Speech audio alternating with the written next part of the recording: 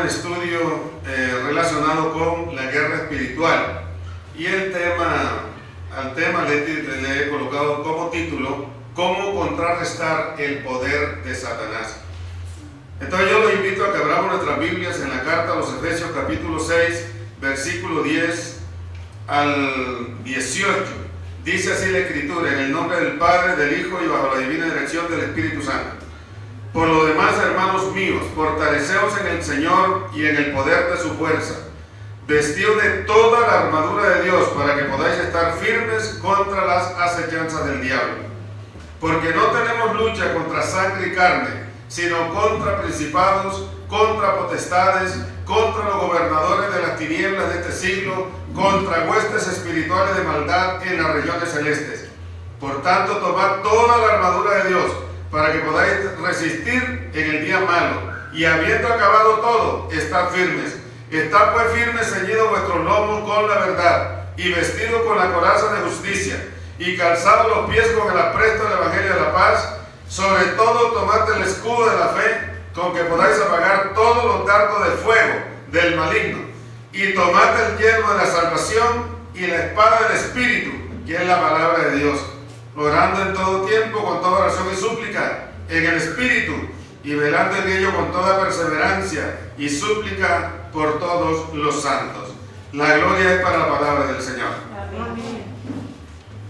Muy bien, hoy vamos entonces a ver aspectos puntuales, fundamentales, relacionados con la guerra espiritual.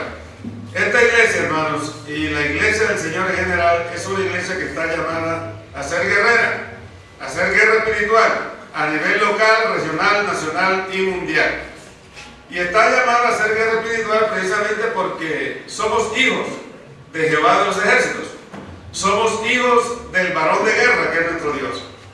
Y la iglesia sin duda tiene que hacer guerra espiritual. Si la iglesia no hace guerra espiritual, está llamada a sucumbir frente a las artimañas del enemigo, está llamada a vivir esclavizada de Satanás y todas sus artimañas.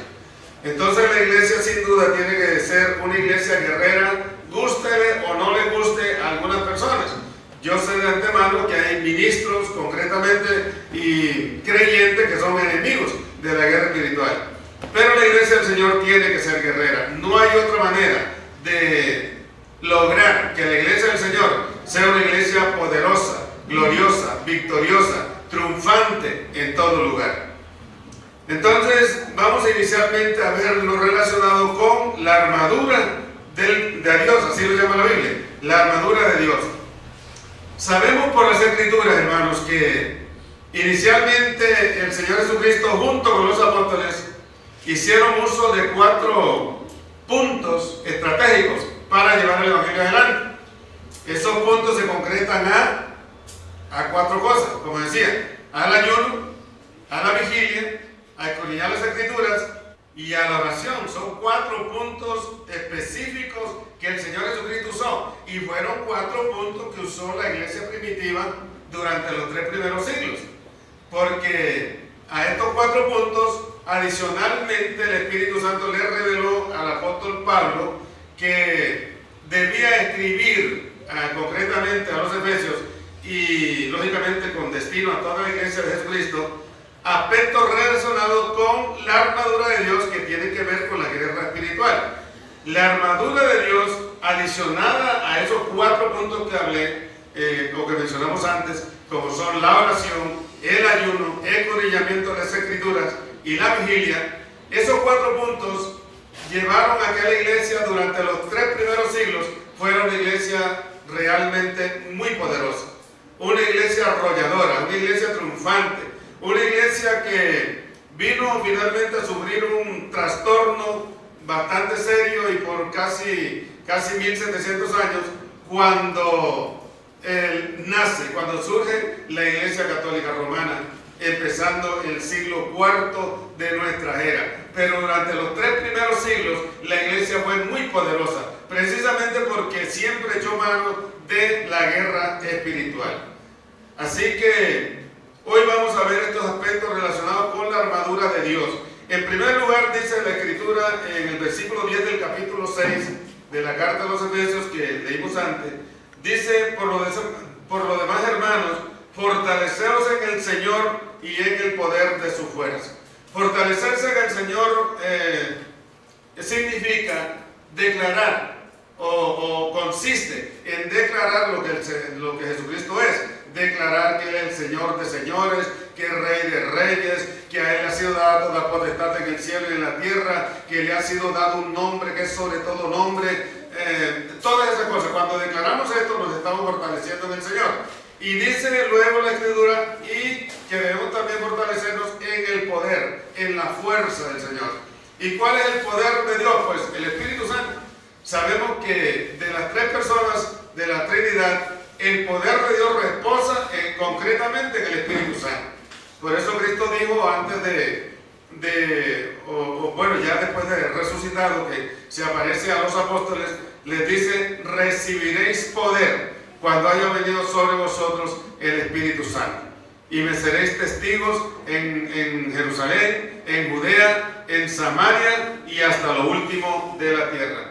Y efectivamente el día de Pentecostés vino el Espíritu Santo, que es el poder de Dios para llevar el Evangelio, para poder llevar el Evangelio a toda criatura. El apóstol Pablo, escribiéndole a los Corintios, les decía que el reino de los cielos no consiste en palabras, sino en poder. Es poder de lo alto. Y ese poder de Dios aunado a la guerra espiritual es lo que nos permite extender el reino de Cristo en la tierra, a lo cual todos los cristianos estamos llamados, especialmente en esta época, porque ya llegó el tiempo del avivamiento mundial, llegó el tiempo de la cosecha final de almas. Entonces la iglesia de Jesucristo tiene que ser una iglesia poderosa en el Espíritu Santo y guerrera. ¿Por qué? Guerrera espiritual. ¿Por qué espiritual? En primer lugar, porque lo estamos haciendo en el poder del Espíritu. Y en segundo lugar, porque estamos enfrentados a espíritus inmundos. Entonces, por eso esta batalla, esta contienda, esta lucha, que dice la Biblia que no es contra carne y sangre, sino contra demonios, es una lucha, es una guerra, es una batalla que se libra en el Espíritu. Y no puede librarse en la carne. Por eso Pablo decía que las armas de su milicia no eran carnales, sino poderosas en Dios. Entonces nosotros tenemos que fortalecernos en el Señor y en el poder de su fuerza para poder llevar a cabo la obra que el Señor nos ha encomendado. Y en el versículo 11 del capítulo 10 dice, vestidos de toda la armadura de Dios, para que podáis estar firmes contra las acechanzas del diablo. Esta armadura, como vamos a ver, tiene 6 partes. Son 6 partes y luego hay una cobertura sobre esas 6 partes que es la oración. La oración es como el ingrediente especial de Dios para darle vida a estas armas y armaduras a la vez. Entonces, dice la Escritura ahí que tenemos que colocarnos toda la armadura de Dios para que podamos estar firmes contra las acechanzas del diablo. Acechanza, en este caso, como ustedes observan, allí está escrita con S. Quiere decir que se trata de artimañas, no de estar al acecho como esa acechanza con C, que significa, sino las artimañas, las componendas, la turbulencia de Satanás. Entonces, para poder estar firmes contra esas acechanzas satánicas, nosotros tenemos que colocarnos la armadura, saber de qué se trata la armadura, en qué consiste, por qué los cristianos tenemos que colocarnos la armadura. Observemos que Pablo escribe esto no a la iglesia de Corinto, no a la iglesia de Colosas, no a la iglesia de Tesalónica, lo escribe exactamente a la iglesia de Éfeso.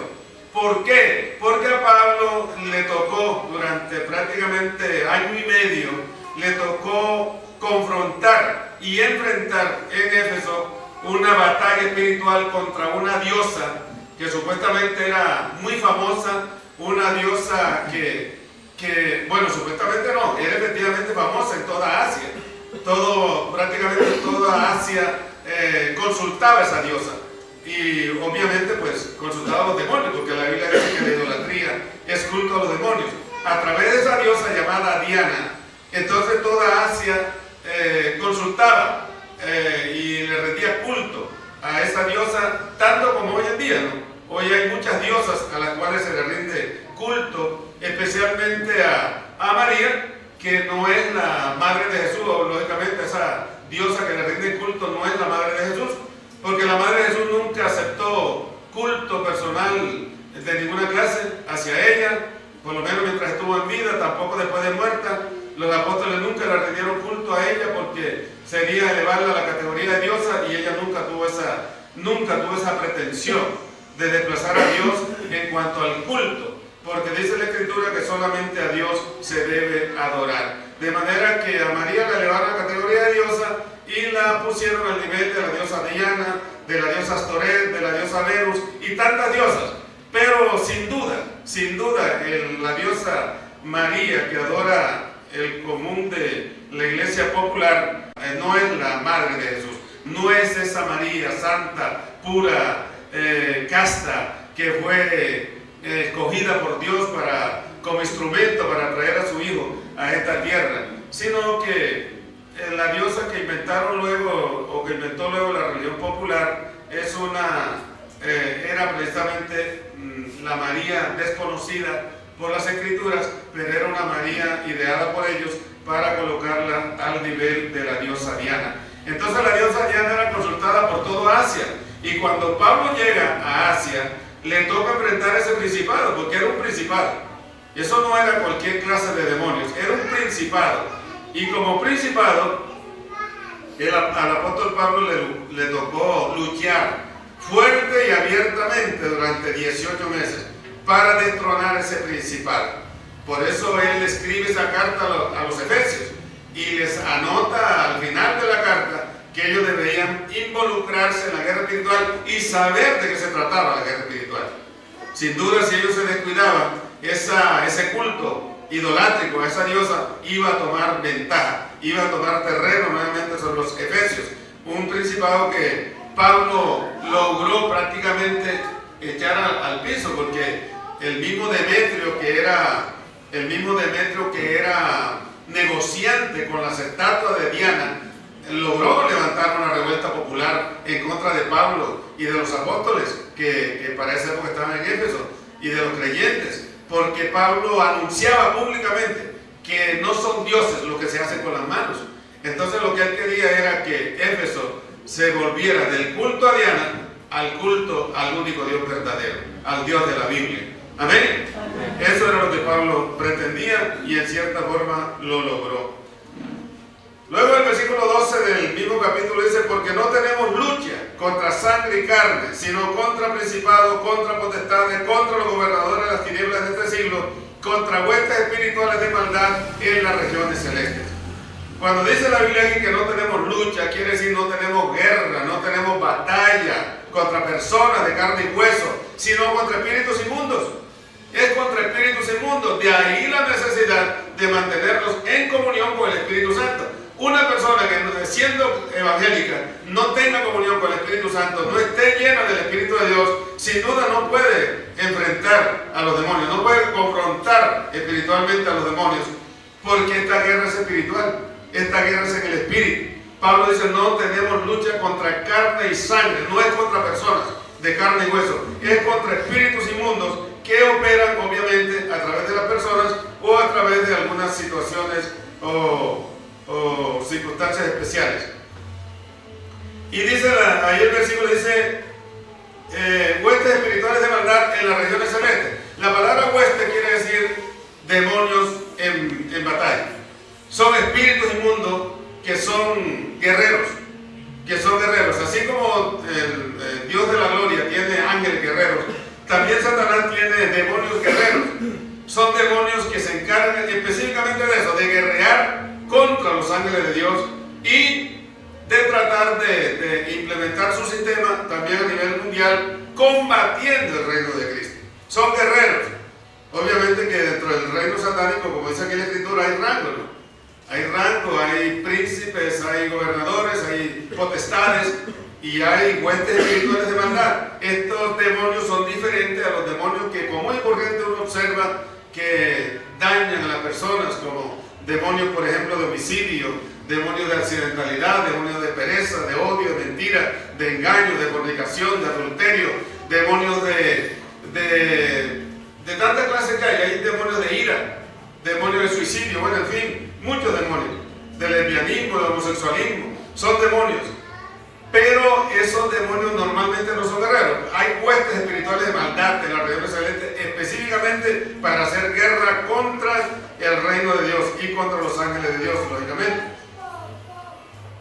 Entonces dice el versículo 13, también dice, por tanto, dice Pablo como una conclusión de luego que explica cómo es que se mueven los demonios, porque cuando habla de las regiones celestes está hablando de las regiones del espíritu. Entonces dice Pablo, por tanto, tomad toda la armadura de Dios para que podáis resistir en el día malo. Y habiendo acabado todo, estar firmes. Un día malo puede ser, o días malos pueden ser cualquiera durante los 365 días del año. Entonces, ¿qué significa eso? Que el cristiano tiene que estar preparado todos los días para confrontar a los espíritus inmundos. Todos los días tiene que estar preparado, tiene que mantenerse fortalecido en el Señor, porque el día malo puede llegar de un momento a otro. Y dice Pablo que debemos estar firmes para estar firmes en el día malo y habiendo acabado todo, seguir firmes. Estar pues firmes, ceñidos vuestros lomos con la verdad. Es la primera parte de la armadura. La verdad es lo que hace libre al hombre. Jesucristo lo anunció el día de conoceréis la verdad y la verdad os hará libres. No es la mentira lo que hace libre al hombre, es la verdad. Por eso Cristo nunca se abstuvo de enseñar la verdad. Es más, la Biblia dice que la gracia y la verdad vinieron por medio de Jesucristo. Cristo mismo se definió como la verdad. La gente necesita conocer la verdad. No puede, la humanidad necesita conocer la verdad. No puede salir de su estado de esclavitud a menos que conozca la verdad. Entonces nosotros debemos llevar la verdad. Aunque a algunos ministros no les gusta, a algunos ministros desgraciadamente dicen que a la gente no se le debe andar hablándole la verdad directamente.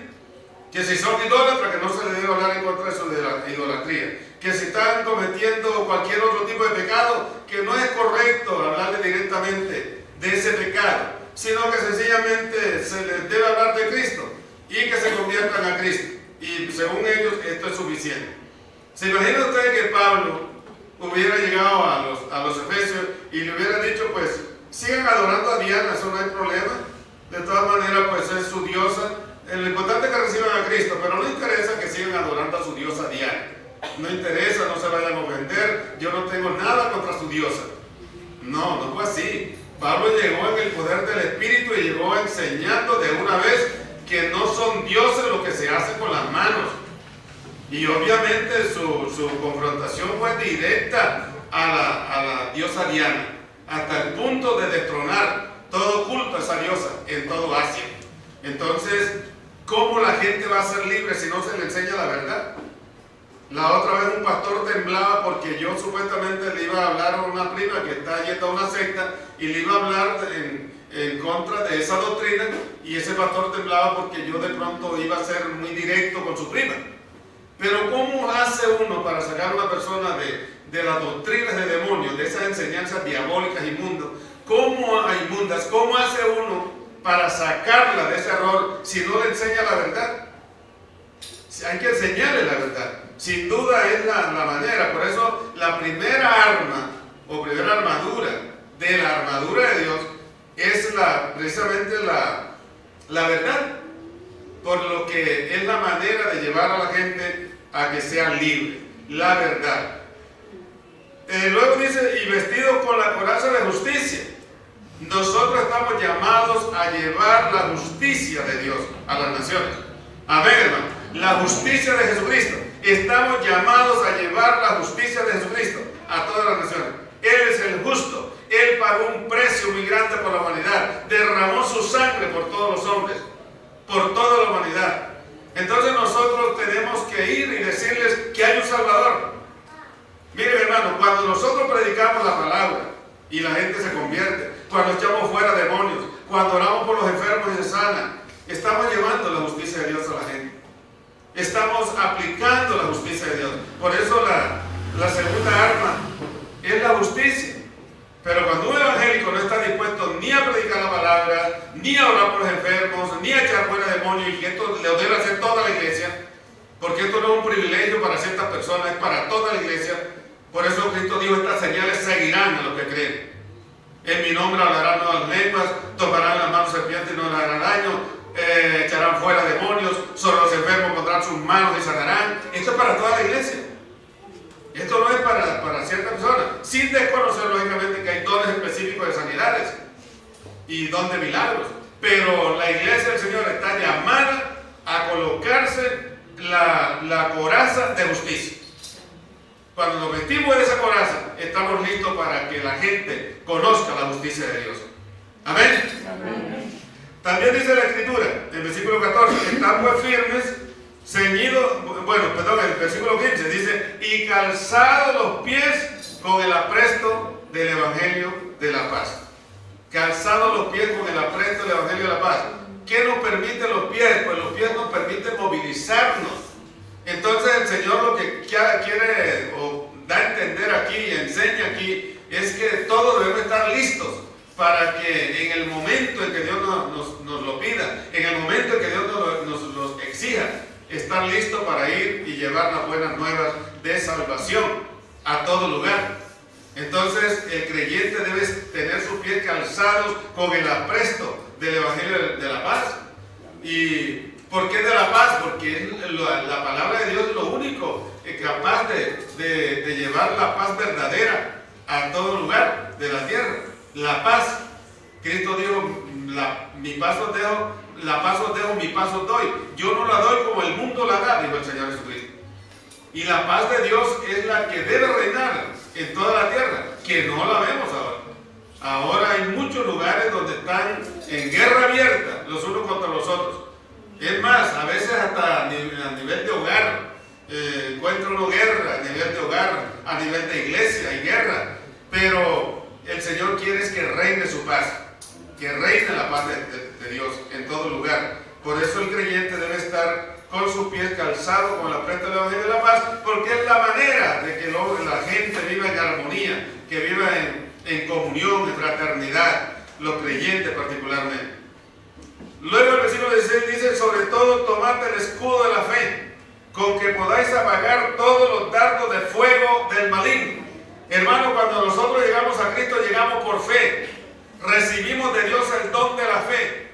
Y es por fe que somos salvos. Dice la Escritura, porque por gracia sois salvos por medio de la fe. Y esto no de vosotros, pues es don de Dios. Entonces, por fe que somos salvos. Entonces, dice la Escritura que debemos tomar el escudo de la fe. ¿Por qué? Porque Satanás envía dardos de fuego permanentemente.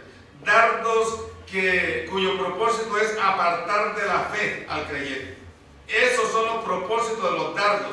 Cambiar el conocimiento, cambiar el pensamiento. Porque el diablo sabe que si cambia el conocimiento de una persona, determina su actitud, determina una actitud diabólica. Si él manda un conocimiento diabólico, determina en la persona una actitud diabólica. Al determinar una actitud diabólica puede llevarlo a un hábito. Ese hábito lo conduce al carácter y el carácter finalmente lo conduce a un destino fatal. Entonces por eso el diablo envía dardos siempre, tratando de cambiar el pensamiento a la persona, cambiar el conocimiento. Y si lo logra, ya tiene al creyente en la mano, ya lo tiene atado, amarrado.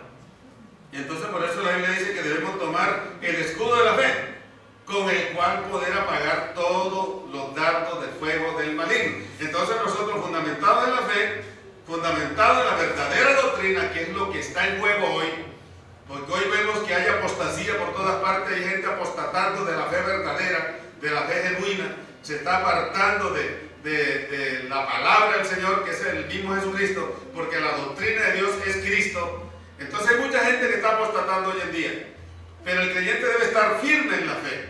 Y esa fe, la Biblia le llama aquí escudo. Escudo de la fe. Un escudo es algo que hace que rebote. El diablo envía dardos, que es una flecha pequeña, pero esos dardos deben rebotar en el escudo de la fe que nosotros debemos colocarlo. Estar firmes en la roca, firmes en la fe, firmes en la palabra, firmes en lo que dice la Escritura, firmes en lo que hemos creído, ¿no es cierto?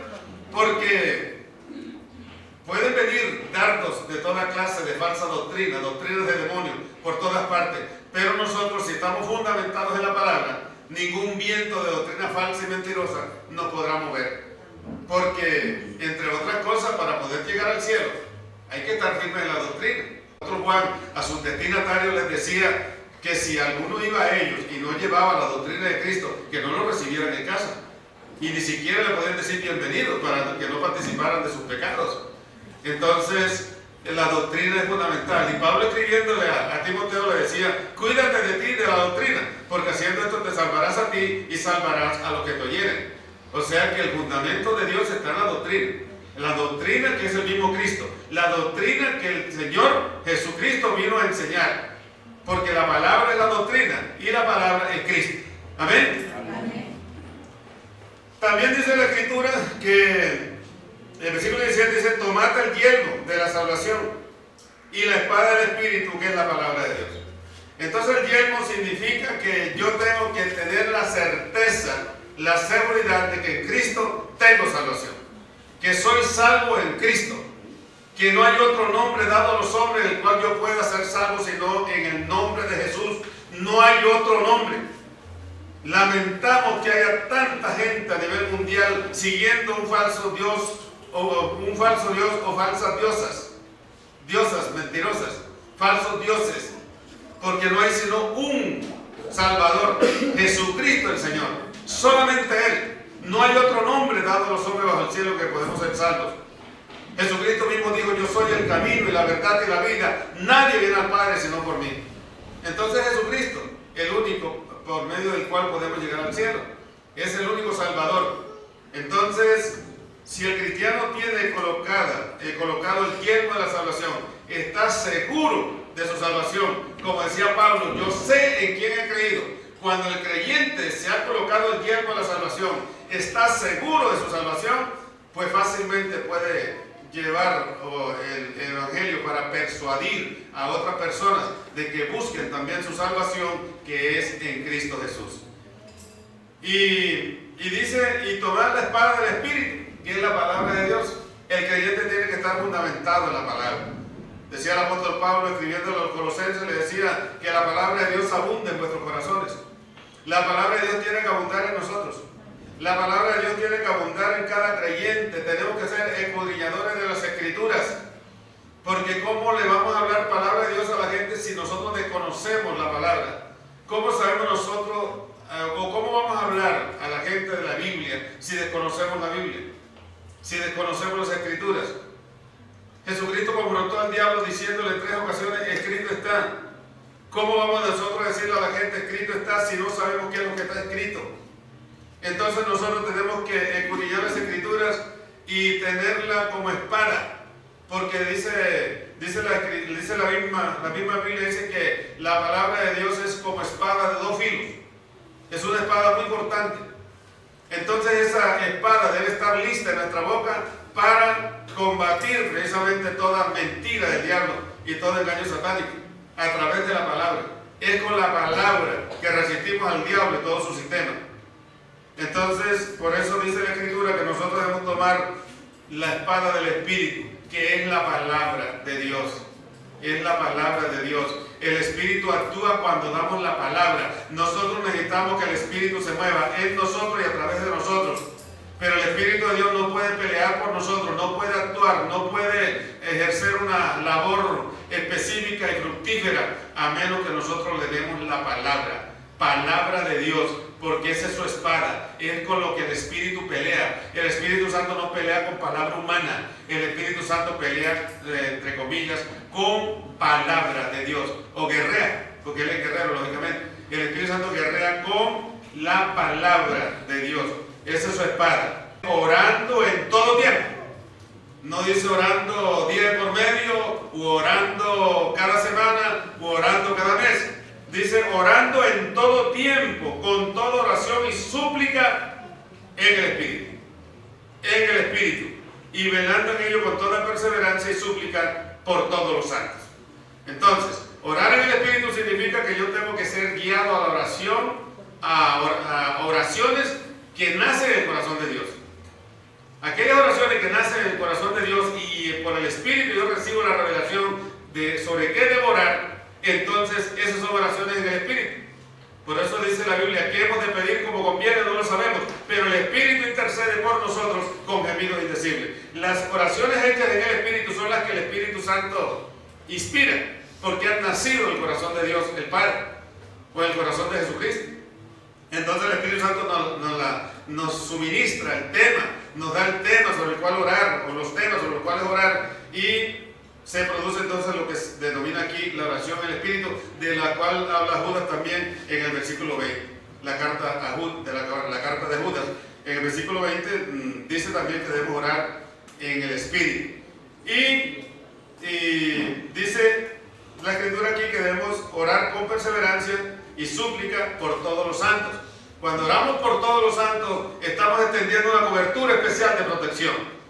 Y es nuestro deber orar no solamente por ciertas cosas determinadas con nuestra nación o con la ciudad donde vivimos o con el barrio donde vivimos, sino que también debemos cubrir a todos los hermanos que practicamos la pura doctrina a nivel local, regional, nacional y mundial. Debemos estarnos cubriendo mutuamente con la oración, porque es una orden de parte del Señor. Debemos orar los unos por los otros.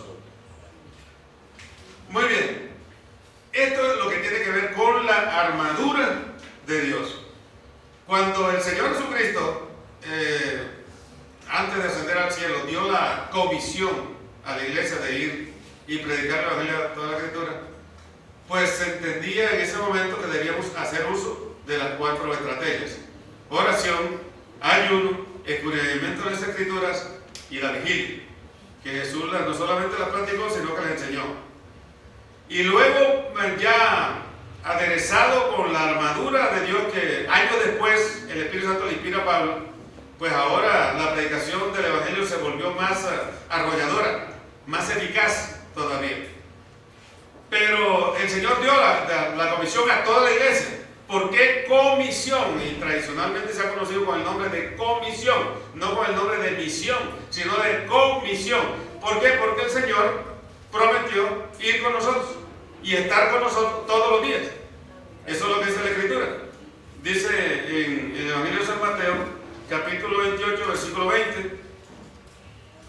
Mateo 28, 20 dice, dijo el Señor Jesucristo lo siguiente: enseñándoles, primero el 19 dice, por tanto id y hacer discípulos a todas las naciones, bautizándoles en el nombre del Padre, y del Hijo y del Espíritu Santo, enseñándoles que guarden todas las cosas que os he mandado, y he aquí yo estoy con vosotros todos los días hasta el fin del mundo. Por eso se llama comisión, o sea, una misión acompañada del Señor Jesucristo. Obrar con el Señor Jesucristo, proceder con el Señor Jesucristo. Esa es comisión. Él iba al lado nuestro para realizar la obra. Y en Marcos lo vemos ya realizada la misión encomendada por el Señor, y vemos cómo el Señor cumple su palabra, porque dice en Marcos 16, 19 al 20, dice: y el Señor, después que les habló, fue recibido arriba en el cielo y se sentó a la diestra de Dios, y ellos saliendo predicaron en todas partes, ayudándoles el Señor y confirmando la palabra con las señales que la seguían. Y confirmando la palabra con las señales que la seguían. Pero dice allí que el Señor les ayudaba. O sea, el Señor cumplió y sigue cumpliendo su palabra. Él dijo que no nos dejaría solos, que estaría con nosotros todos los días hasta el fin del mundo. Entonces, cuando nosotros vamos y llevamos la buena nueva de salvación a la gente, a la humanidad, no lo estamos haciendo solos. El Señor va con nosotros. Amén. Amén. Por eso se ha llamado tradicionalmente la gran comisión.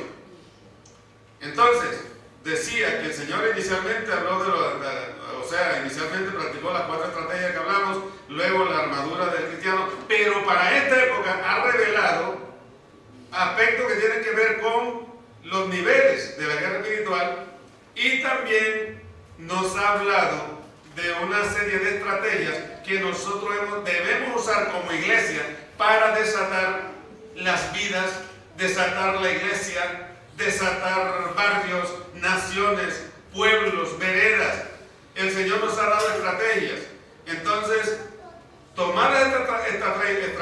unidas a las anteriores que hemos analizado, realmente el Señor lo que está buscando es que su iglesia, hoy más que nunca, sea una iglesia muy poderosa, que sea una iglesia victoriosa en todas las áreas, porque ahora los ataques son mayores. Ahora Satanás ha implementado nuevas artimañas. Entonces, por lo tanto, Dios está revelando también nuevas estrategias para que su iglesia las use para contrarrestar el poder de Satanás. Los 4 niveles de guerra, hay un cuarto nivel que es muy poco conocido en la iglesia a nivel mundial. Normalmente la iglesia universal conoce tres estrategias o 3 niveles de guerra espiritual, pero el Señor en su misericordia nos ha revelado a nosotros un 4 nivel de guerra espiritual. El primer nivel, muy conocido por cierto, es arras de suelo, que consiste en echar fuera demonios que entre comillas diríamos comunes y corrientes, demonios de odio, demonios de homicidio, demonios de pereza, demonios de inmoralidad sexual, demonios de mentira, demonios de engaño. Son demonios que toman posesión o no posesión, porque la posesión en realidad no existe, la Biblia no habla de eso. La Biblia habla de gente endemoniada, pero no de posesión. Posesión significaría que el demonio tuviera que tomar completamente el área del espíritu, del alma y del cuerpo, y ningún demonio lo puede hacer. Entonces, los demonios pueden tomar el control de una área determinada, o de 2 áreas de una persona, bien sea del espíritu y del cuerpo, o del cuerpo y el alma o el espíritu, etc. Entonces, el deber del cristiano es echar fuera ese demonio, echarlo fuera. Eso se llama, ese es un primer nivel de guerra espiritual a ras de suelo. A ras de suelo. Hay un segundo nivel que es a nivel de ocultismo, que consiste en que el creyente es habilitado por el poder del Espíritu Santo para confrontar los demonios que operan en los brujos, en los hechiceros, en los espiritistas, en los adivinos, en los magos, todo eso. Entonces es un segundo nivel en los satanistas, los satánicos. Es un nivel de guerra espiritual a nivel de ocultismo. Es un segundo nivel. Y los cristianos deben estar preparados para eso. Hay un tercer nivel de guerra espiritual que es el de la guerra estratégica. O guerra estratégica o territorial, en donde la iglesia se desplaza a ciertos lugares y desaloja a los demonios que están al control de esa región o de ese lugar. Entonces es una guerra, es un nivel de guerra estratégica o territorial. De hecho, esta iglesia lo ha hecho, lo hemos logrado llevar a cabo en muchos lugares de Colombia, de nuestro país, y hemos estado en muchas regiones haciendo guerra estratégica, guerra territorial, tomando territorio completo y reclamando los territorios para Cristo. Él dijo, dice la Biblia, que todo lo que pisara la planta de nuestro pie será nuestro. Entonces, de hecho, hemos llevado a cabo ese nivel de guerra. Bueno, los 3 niveles, gracias a Dios, hemos podido siempre llevarlo a cabo porque hemos creído en un Cristo que libera y un Cristo que nos facultó y nos sigue facultando por el poder de su Espíritu para hacer toda esa, cumplir todos esos niveles. Pero hay un cuarto nivel de guerra, que es el de confrontación directa contra el diablo y sus demonios en su hábitat, entre comillas, en su hábitat natural, que son los centros de oposición y de refuerzos diabólicos. Centros de oposición y refuerzos diabólicos. Entonces, estos centros de oposición son de 4 clases. Pongan atención a esto, que es sumamente importante. Estos centros de oposición son de 4 clases, porque el diablo levanta esos centros. Y por eso toca permanentemente estar destruyendo centros de oposición, porque son centros en donde hay una concentración específica de demonios y uno tiene que destruir esos centros de oposición. Por eso el cuarto nivel es confrontación directa contra el diablo y sus demonios en esos aspectos relacionados con centros de oposición y de refuerzos diabólicos. Entonces hay 4 clases de centros de oposición. Uno de inmoralidad. De inmoralidad es el primer centro de oposición que el diablo ha extendido en todo lugar de la tierra. Centros de oposición de inmoralidad para contrarrestar todo buen comportamiento moral de los hombres, para que no actúe conforme a los valores y principios de Dios. Observen, tremendo esto, hermano. Es tremendo esto del primer centro de oposición que el diablo levanta en muchos lugares, de inmoralidad, para contrarrestar, vuelvo a repetir, todo buen comportamiento moral de los hombres para que no actúe conforme a los valores y principios de Dios. Una cuarta clase de centro de oposición es de impiedad. Impiedad para impedir la compasión en el hombre y frustrar su consagración y reverencia a Dios. Entonces, ese centro de oposición de impiedad es para arrancar del corazón del hombre toda inclinación a la piedad, a la compasión, a la misericordia, volverlos violentos, volverlos iracundos, enemigos los unos con los otros, etcétera, etcétera, irreverentes delante de Dios. Esos centros de oposición de impiedad los levanta el diablo con ese propósito. Hay una tercera clase de centro de oposición, que es el de la enfermedad. El de la enfermedad, destinado a impedir que la sanidad y la salud de Dios beneficien al hombre. Entonces el diablo levanta una tercera clase de centro de oposición, que se llama de enfermedad. Y el propósito es ese: impedir que el hombre sea beneficiado con la salud y la sanidad que el Señor alcanzó para todos los hombres, especialmente para los que somos sus seguidores. Y hay una cuarta clase de centro de oposición de locura, encaminado a desordenar el buen juicio en el hombre, desordenar la sabiduría que es conforme a los parámetros de Dios. Entonces el diablo levanta una cuarta clase de centro de oposición y de refuerzo diabólico de locura, para que el hombre no sea razonable en lo que hable, para que carezca de sabiduría, para que sea insensato. Entonces son 4 centros de oposición terribles.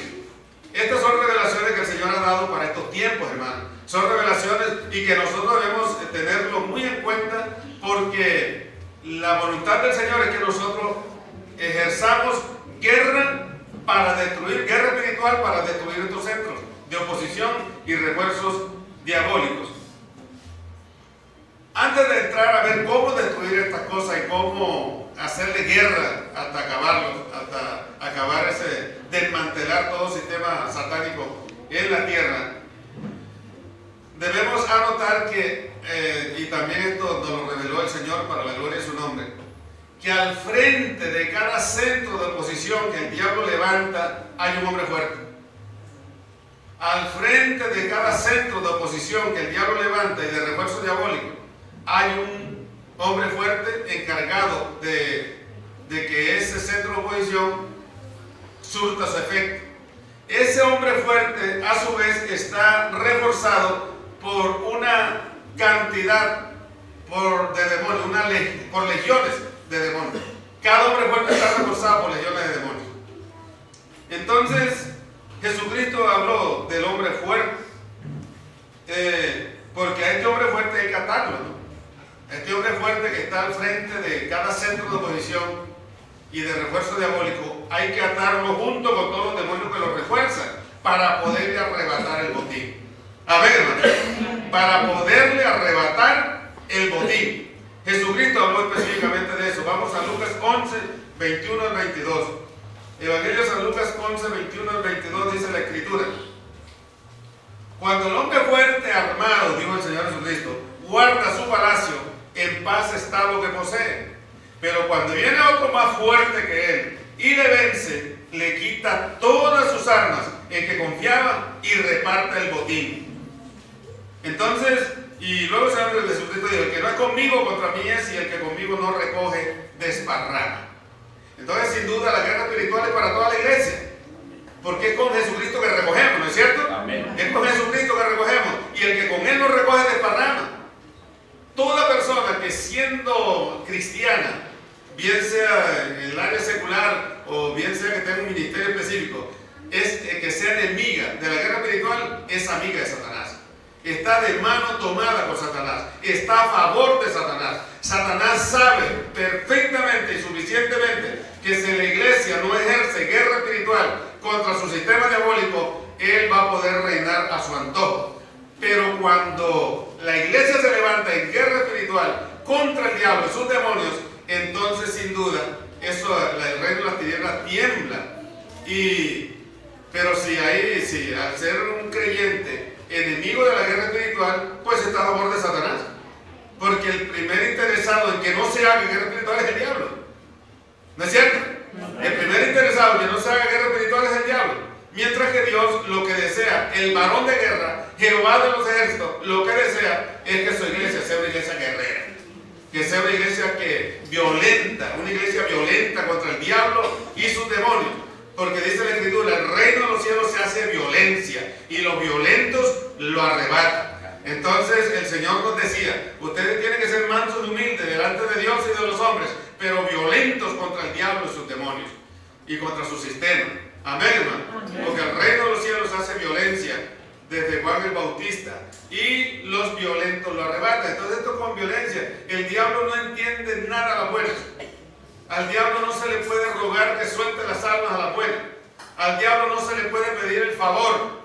Hay que arrebatarle el botín a las malas, atando los demonios que están operando en determinadas personas, en determinados lugares. Toca atarlos. El Señor Jesucristo dijo que para poder despojar al hombre fuerte, al poderle quitar el botín, había que atarlo. Y de acuerdo a Mateo 18 y 18, nosotros tenemos poder y autoridad de Cristo para atar los demonios. Cristo dijo, lo que atéis en la tierra será atado en el cielo, y lo que desatéis en la tierra será desatado en el cielo. Tenemos poder y autoridad de Cristo para atar los demonios. Esta acción de atar los demonios la llevamos a cabo en el poder y la autoridad de Jesucristo. Veamos lo que dice Lucas 10, 19. Lucas 10, 19 dice que aquí os doy potestad de hollar serpientes y escorpiones y sobre toda fuerza del enemigo, y nada os dañará. Y esto lo habló Jesús antes de ir a la cruz. Después que va a la cruz, dice la Escritura que a Cristo, después que va a la cruz y resucita, Jesús dijo, toda potestad me es dada en el cielo y en la tierra. Potestad significa la facultad de ejercer autoridad. A Cristo le fue otorgada toda potestad en el cielo y en la tierra. Él tiene la autoridad absoluta sobre Satanás y todo su sistema demoníaco y sobre todos sus demonios.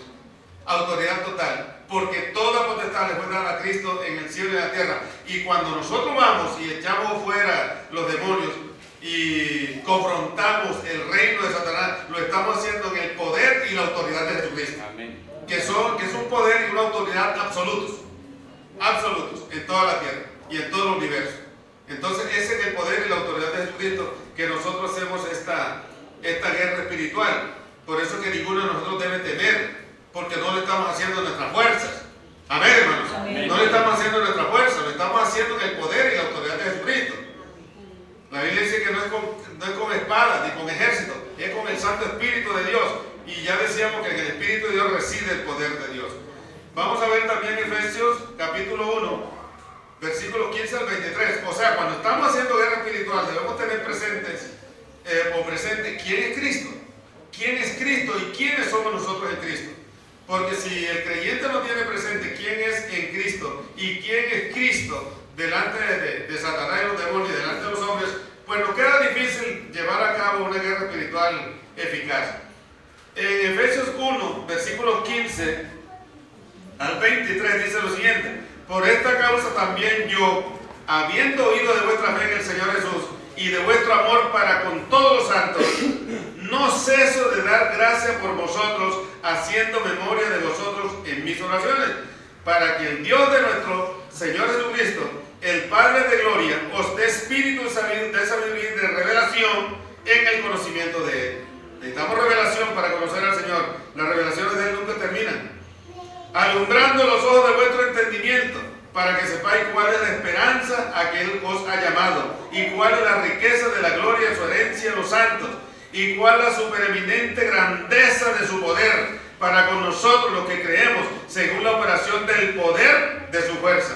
la cual operó en Cristo resucitándolo de los muertos y sentándolo a su diestra en los lugares celestiales, sobre todo principado. Observen bien, este es en el nombre de Jesús. Por eso le decía que la liberación, la confrontación que hacemos nosotros contra Satanás, los demonios, lo hacemos en el nombre de Jesús, en el poder, la autoridad de Cristo. Dice que a Jesús entonces se sentó a la diestra del Padre en los lugares celestiales, sobre todo principado y autoridad y poder y señorío, y sobre todo nombre que se nombra no solo en este siglo, sino también en el venidero. Y sometió todas las cosas bajo sus pies y lo dio por cabeza sobre todas las cosas a la iglesia, la cual es su cuerpo, la plenitud de aquel que todo lo llena en todo.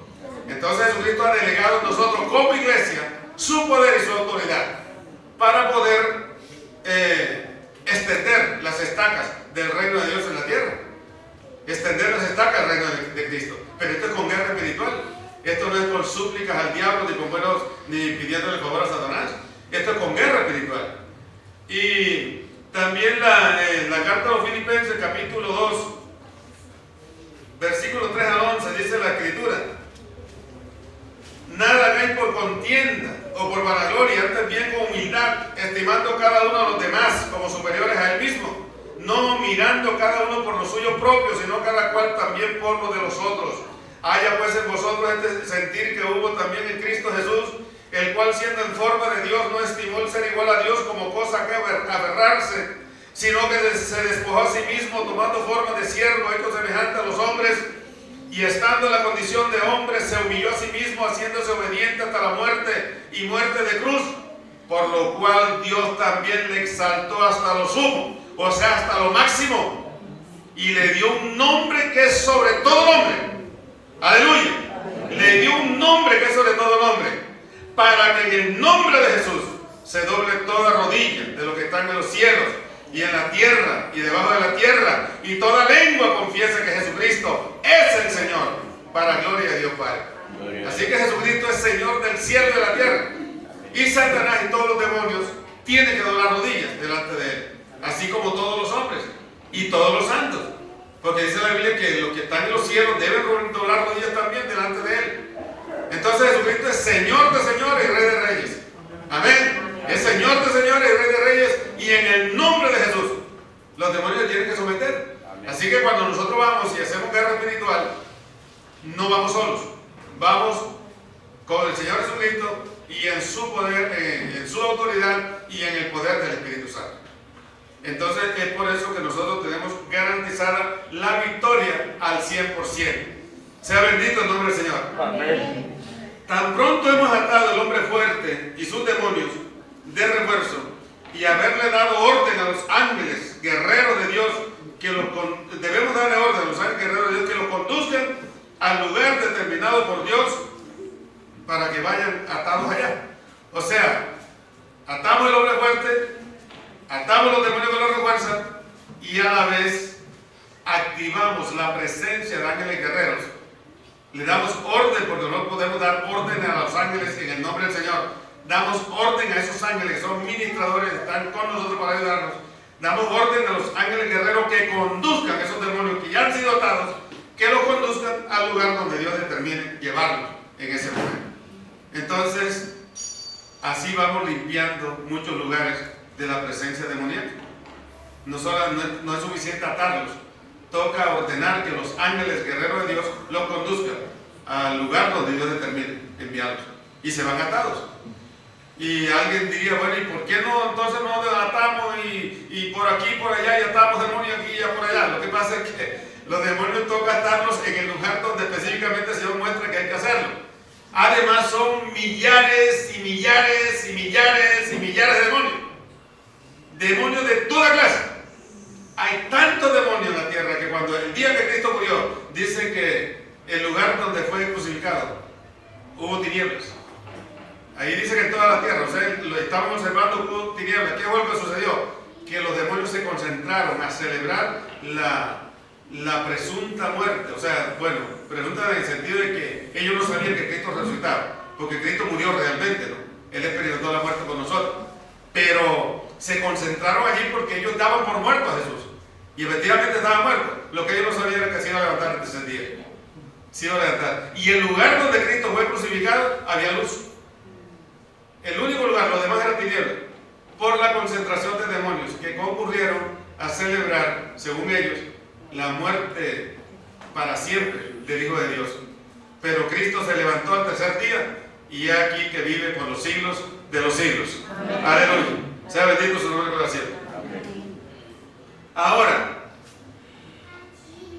una vez hemos hecho todo esto, que hemos atado al hombre fuerte, hemos atado a los demonios, debemos ahora entrar, y esto es sumamente importante tenerlo muy presente, debemos entrar a cancelar el derecho legal inferior del diablo sobre la iglesia, sobre alguna persona o personas, sobre un lugar específico, sobre nuestro hogar, sobre el negocio, sobre el matrimonio, sobre ciudades, pueblos y veredas, sobre todo lo que el Señor nos indique que debemos ir y cancelar. Derecho legal inferior del diablo.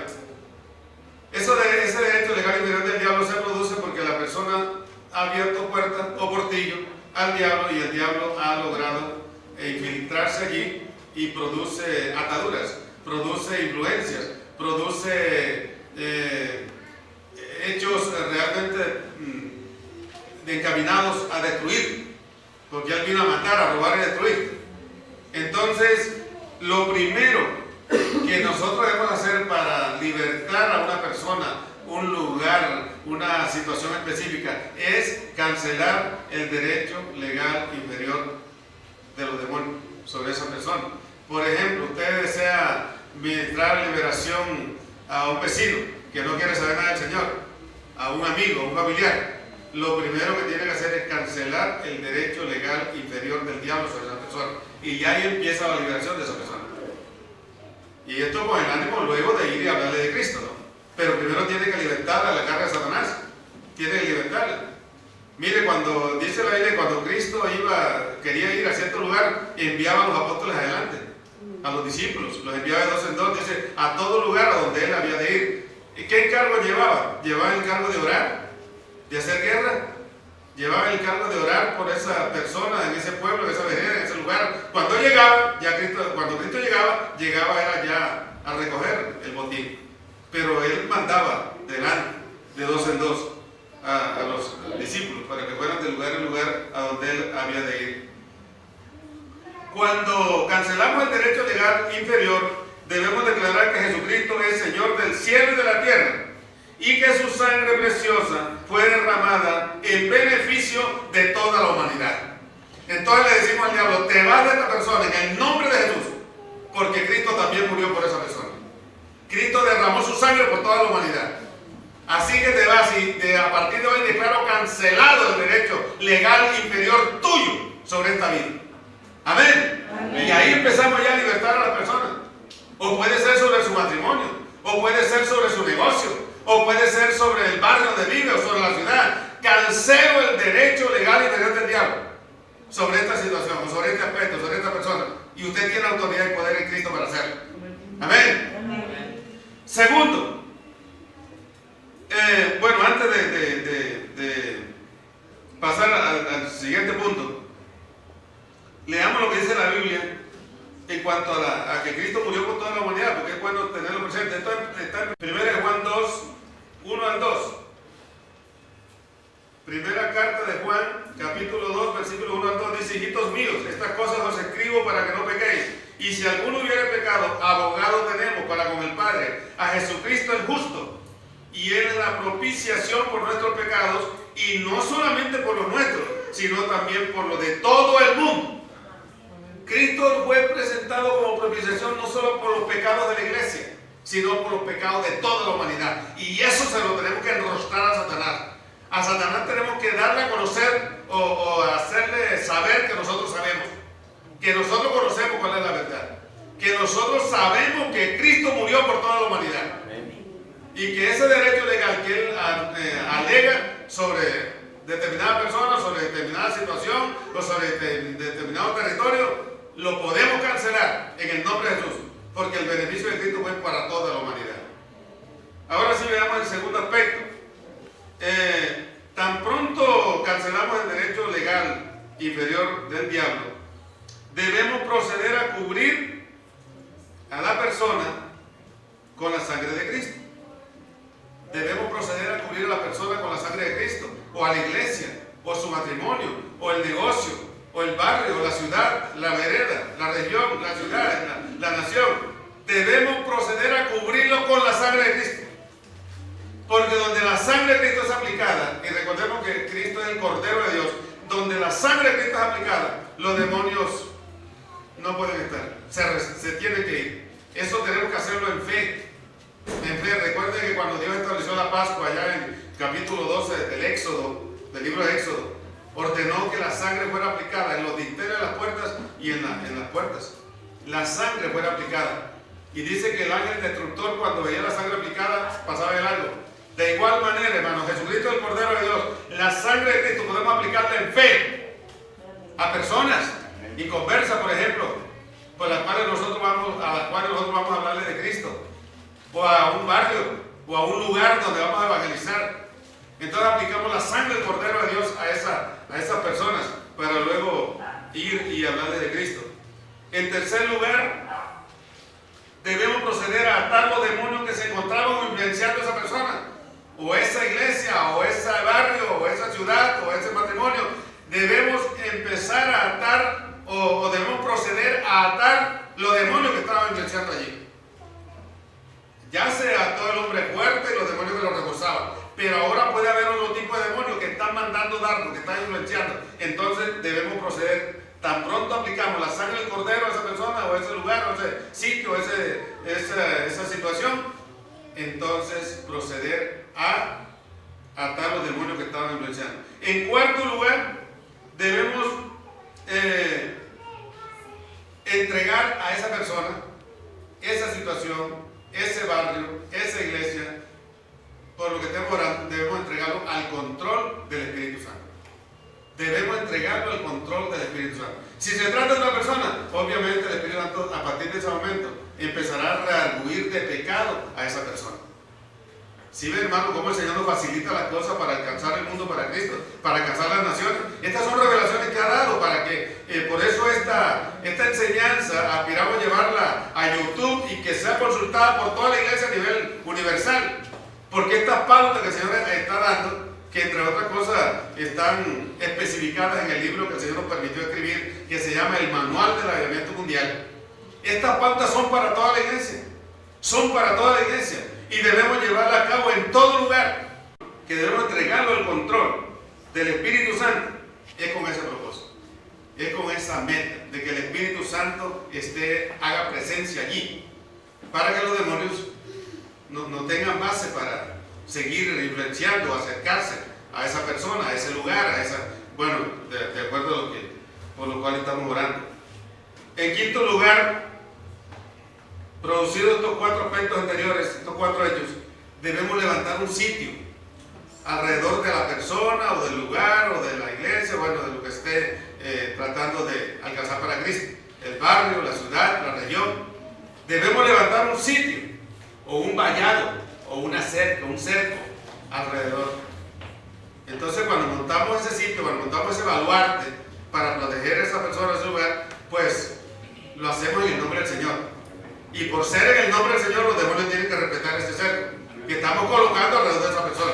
Observen que todavía, y tengamos en cuenta que todavía, si se trata de una persona, partimos del hecho que no ha recibido a Cristo. Estamos preparando el terreno para luego ir y hablarle de Cristo.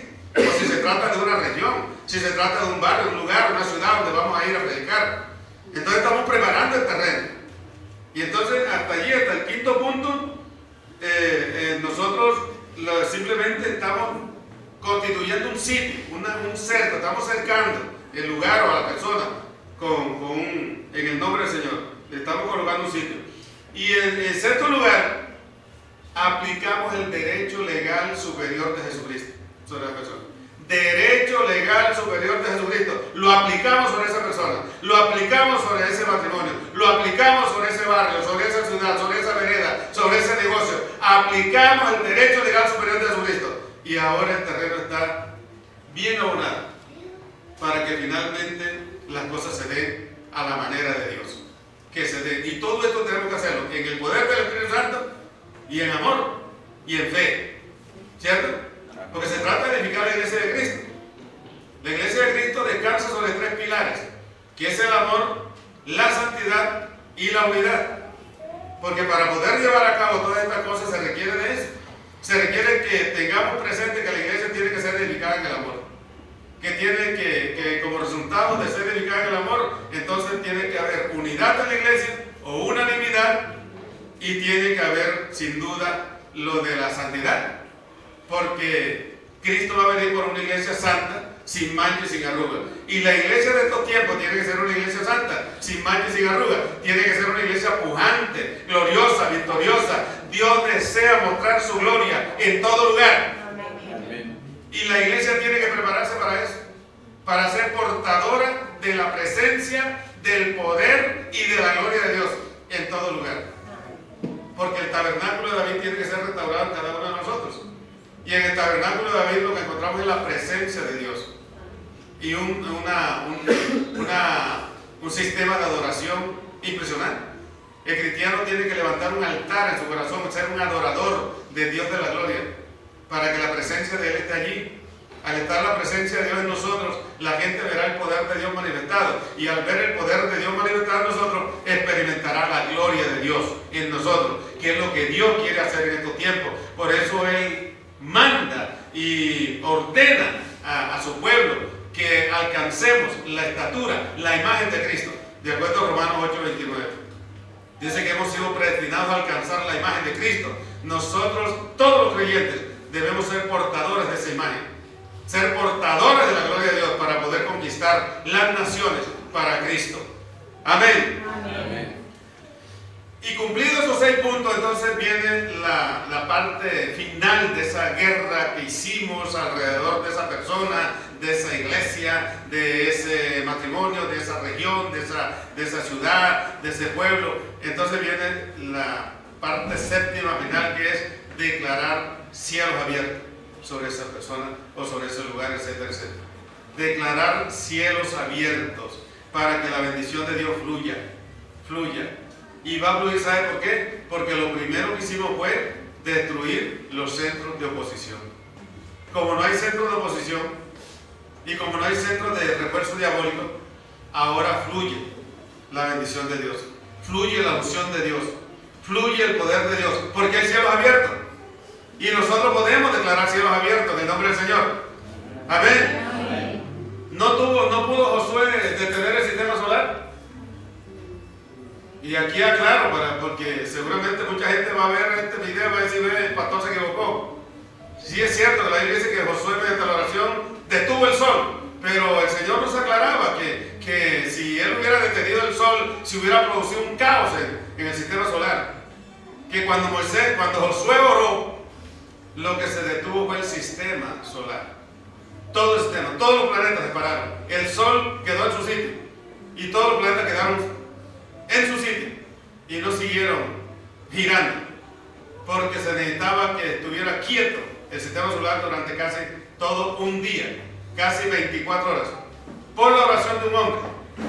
Entonces nosotros, en el nombre de Jesús, teniendo presente que Cristo en esa época aún no había pagado el precio, aún no había ido a la cruz, y sin embargo el hombre estaba investido de semejante poder, aún más hoy nosotros podemos hacerlo en el nombre de Jesús y el poder del Espíritu Santo. Amén. Podemos hacerlo. Amén. Porque ya Jesús pagó el precio. Ahora Jesús, Señor de señores y Rey de reyes, su nombre sobre todo nombre. Entonces nosotros podemos declarar cielos abiertos.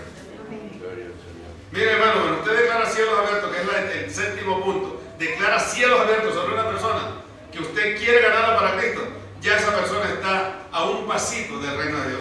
No es sino pegar un empujoncito y cae allá. Estas son pautas precisas que el Señor nos ha dado para alcanzar las naciones para Cristo. Son revelaciones para los últimos tiempos.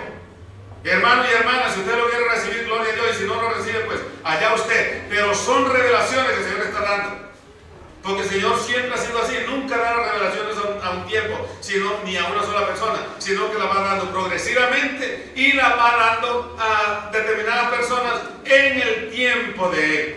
es en el tiempo de Él. Estamos en el tiempo del gran avivamiento mundial. Estamos en el tiempo de la cosecha final. Estamos en el tiempo de la fiesta de los tabernáculos. Y por estar en el tiempo final, entonces el Señor por eso es que está dando todas estas series de enseñanzas. Ahora, ¿quién es el encargado de llevar a cabo, o la encargada de llevar a cabo esta misión? Este mover espiritual, este mover guerrero, pues la iglesia. La iglesia. El Señor no espera que nadie más lo haga.